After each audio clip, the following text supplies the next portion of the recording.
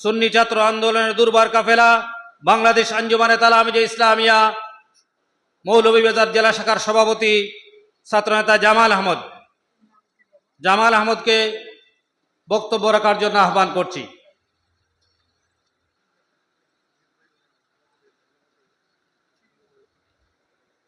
আসসালামু আলাইকুম ওয়া রাহমাতুল্লাহ। আহমাদুহু ওয়া নুসাল্লি আলা রাসূলিহিল কারীম। আম্মা বাদ, ফাআউযু বিল্লাহি মিনাশ শাইতানির রাজীম। বিসমিল্লাহির রহমানির রহিম।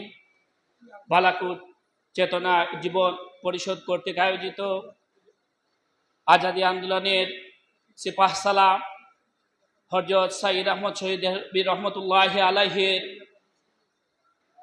ওয়াফাতের স্মরণে আজকের এই সম্মেলনের সম্মানিত সভাপতি উপস্থিত রয়েছেন।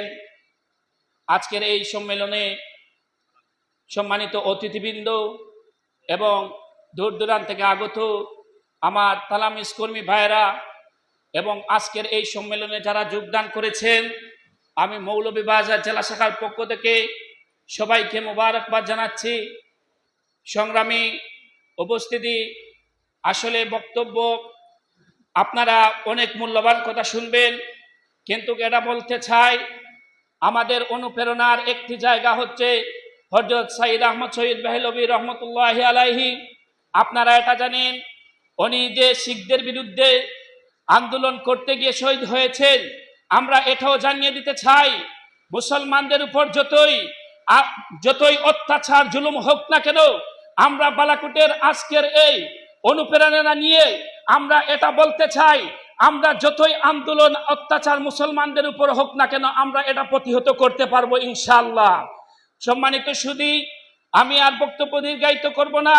মুসলমানদেরকে কখনো থামানো যাবে না।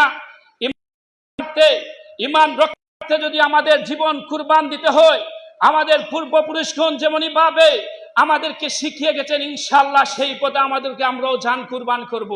সম্মানিত সুধী, আমি আবারও সবাইকে উপস্থিতি অতিথিবৃন্দ সহ এবং যারা দূর দূরান্ত থেকে আগত আজকের এই জীবন পরিষদ কর্তৃক আয়োজিত সম্মেলনে শরীক হয়েছেন, সবাইকে মুবারকবাদ জানিয়ে মৌলভীবাজার জেলা তালামিজের পক্ষ থেকে সবাইকে মুবারকবাদ জানাচ্ছি। এই বলে আমি এখানে শেষ করছি। ওয়া মা আলাইনা ইল্লাল বালা। ওয়াসসালামু আলাইকুম ওয়া রাহমাতুল্লাহ।